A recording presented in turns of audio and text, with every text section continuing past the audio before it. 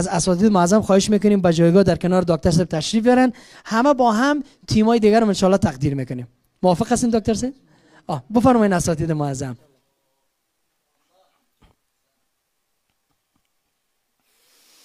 عزیزان ما که در بخش حفظ بزرگسالان مقام اول از آن خود کردن دعوت میکنیم، مقام اول و دوم سوم، از سوم به این طرف دعوت میکنیم. از برادر عزیز ما عبدالرشید ظاهری الی آماده شدنشان کف مرتب بزنین.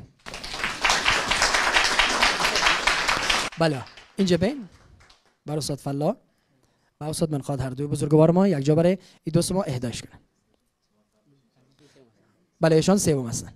موفق باشین ان شاء الله.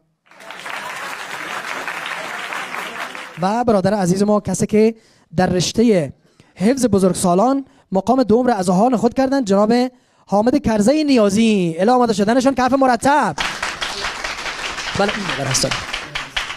حامد کرزی نیازی، خب نام زیبا، نام رئیس جمهور اسبق بالایشان خیلی خوب. آقای نیازی آرزوی موفقیت داره.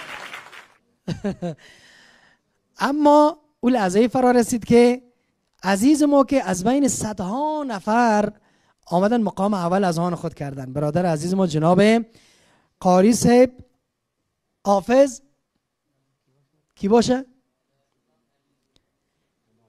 عنایت الله خلیل کف مرتب. خدا انشاءالله در تمام عرصه ها شما رو موفق داشته باشه با همه رفقا و دوستا.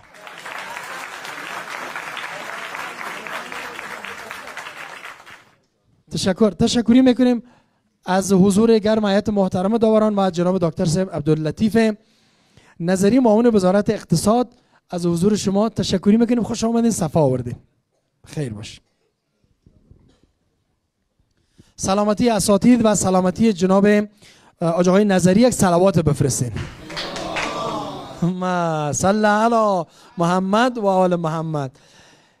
این دوست ما چک کردن، یادم آمد از یک فیلم چی بود؟ اخراجی ها. در اخراجی ها میگه که به خاطر غافلگیر کردن اموات صلوات، یک جهش قسم است. یک جا میگه یکی میگه صلوات، یکی میگه چک. حال از وار و آباد شد. ان شاء الله مؤید باشین.